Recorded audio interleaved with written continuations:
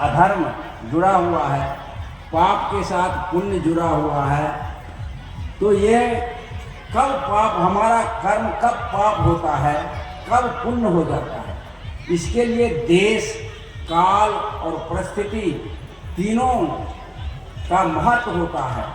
जो अभी धर्म है, कुछ क्षण के बाद हो सकता है कि वो अधर्म हो जाए। अब अभी जैसे कहा गया है कि सत्य बोलना धर्म है, धर्म न दूसर सत्य समाना। यहाँ सत्य शब्द है, सत्य धर्म है, लेकिन यदि देश काल परिस्थिति के अनुकूल है तब धर्म है। यदि देश काल परिस्थिति के अनुकूल नहीं है तो सत्य भी अधर्म हो जाता है। कब, कैसे? एक छोटी सी उदाहरण है कि एक महात्मा तपस्या कर रहे थे जंगल में, कुटी बनाकर, क्योंकि गृहस्थ जीवन से अधर्म जुड़ा हुआ है, पाप के साथ पुण्य जुड़ा हुआ है। तो ये कब पाप, हमारा कर्म कब पाप होता है, कब पुण्य हो जाता है, इसके लिए देश, काल और परिस्थिति तीनों का महत्व होता है। जो अभी धर्म है, कुछ क्षण के बाद हो सकता है कि वो अधर्म हो जाए। अब अभी जैसे कहा गया है कि सत्य बोलना धर्म है, धर्म न दूसर सत्य समाना। यहाँ सत्य शब्द है, सत्य धर्म है, लेकिन यदि देश काल परिस्थिति के अनुकूल है तब धर्म है। यदि देश काल परिस्थिति के अनुकूल नहीं है तो सत्य भी अधर्म हो जाता है। कब, कैसे? एक छोटी सी उदाहरण है। एक कथा आई है, शास्त्र में है कि एक महात्मा तपस्या कर रहे थे जंगल में, कुटी बनाकर, क्योंकि गृहस्थ जीवन से अपने कार्य को समापन करके और चौथे अवस्था में साधना के क्षेत्र में उतरे।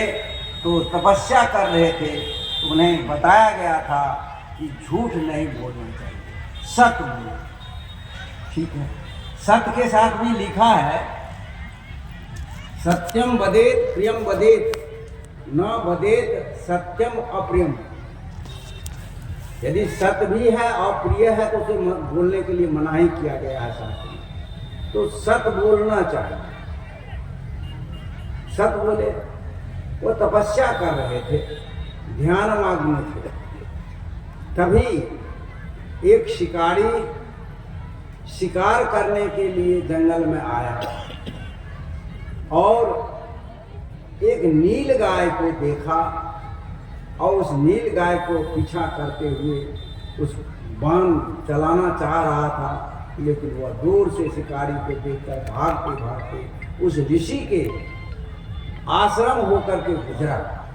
और ऋषि के आश्रम होकर के गुजरने के साथ साथ एक बांस तो आपके गांव में होता है, उस बांस के बीच के झोंक में जाकर के वह छिप गया।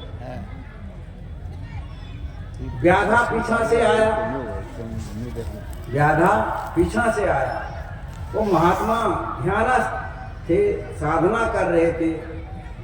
तो गाय, नील गाय जो आवाज करती हुई दौड़ती हुई जो भागी, तो उसकी आंख खुल गई। फिर आंख बंद किए हुए थी, लेकिन जब आवाज करते हुए स्वाभाविक है खुलेगी, तो आंख खुल गई तो देखा कि नील गाय इस दाएं तरफ जा रही है।